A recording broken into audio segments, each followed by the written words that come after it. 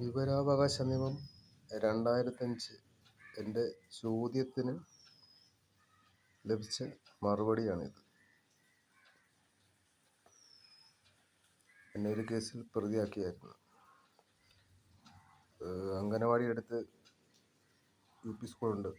ഇവിടെ ഷോപ്പിൽ സിഗരറ്റ് കച്ചവടവും മദ്യപിക്കാൻ ക്ലാസ് കൊടുക്കുന്നതുമൊക്കെ ചോദ്യം ചെയ്തതിന് ഒരു കളവായ കേസ് പ്രതിയാക്കി ചെങ്ങന്നൂർ കോടതിയിൽ കൊണ്ടുപോയി റിമാൻഡ് ചെയ്തു. ഇപ്പോൾ കേസ് വിചാരണയിലാണ്.